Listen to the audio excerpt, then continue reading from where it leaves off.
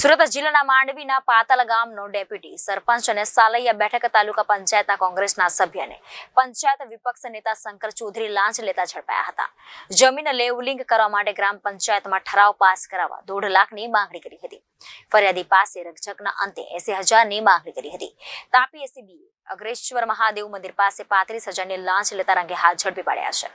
સુરત જિલ્લાના માંડવી ખાતે આજે એસીબીએ છટકું ગોઠવ્યું હતું, જેમાં ચૂંટાયેલા પ્રતિનિધિઓ લાંચના છટકામાં ઝડપાઈ ગયા હતા. ઘટના એવી રીતે હતી કે ફરિયાદી ખેતીની જમીનને લેવલિંગ કરવા માટે પાતાલ ગ્રામ પંચાયતમાં અરજી આપી હતી. જે જમીન લેવલિંગ કરવા માટેના ગ્રામ પંચાયતમાં ઠરાવ પાસ કરવા માટે ગામનો સરપંચ અને તાલુકા પંચાયત સભ્ય બંનેને તેઓ મળ્યા હતા. કામ માટે તેઓએ પ્રથમ 1.5 લાખ રૂપિયાની લાંચની માંગણી કરી હતી. ત્યારબાદ રકઝકના અંતે 80,000માં પતાવત થઈ હતી, જે પૈકીના 35,000 રૂપિયા આપવાના હોય અને ફરિયાદીએ એસીબીનો સંપર્ક કર્યો હતો. આરોપીએ 35,000 રૂપિયા માંડવીના અગ્રેસર મહાદેવ મંદિર નજીક લેવડ દેવડ કરવા જતાં બંને રંગે હાથ ઝડપાયા હતા. લાંચ લેનાર 2 ઇસમો પૈકી એક પાતાલ ગામનો ડેપ્યુટી ભૂપેન્દ્ર તેમજ માંડવી તાલુકા પંચાયત સાલૈયા બેઠકના કોંગ્રેસના સભ્ય અને વિપક્ષ નેતા શંકર ચૌધરી બંને લાંચના છટકામાં ઝડપાઈ ગયા હતા. સમગ્ર કાર્યવાહી તાપી જિલ્લા એસીબીના મહિલા પીઆઈ આર ચૌધરી ટીમ દ્વારા કરવામાં આવી હતી.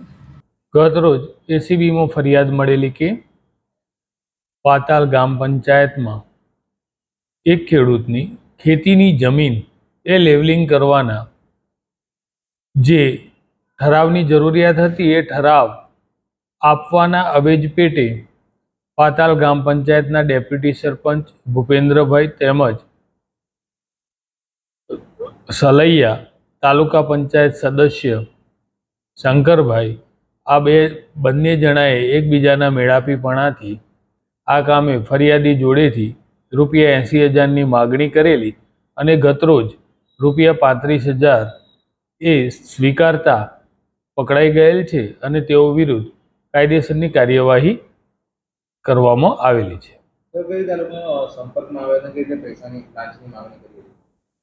એ ફરિયાદીના ત્યાં ટૂંકમાં એમનું જમીનનું લેવલિંગ કરવાનું હતું. એ લેવલિંગનો જે ઠરાવ કરવો પડે એ ઠરાવના અવેજ પેટે પૈસાની માગણી થયેલી. લાંચ લેનાર એ સ્થળ ઉપર પકડાયેલા એ શંકરભાઈ, જેઓ એ આ ડેપ્યુટી સરપંચ ભૂપેન્દ્રભાઈ સાથે મધ્યસ્થી કરી આપેલી. લાંચ 80,000ની માગેલી, જે પૈકી ગત રોજ 35,000 રૂપિયા એમણે માગેલા અને એ લેતા પકડાયેલ છે.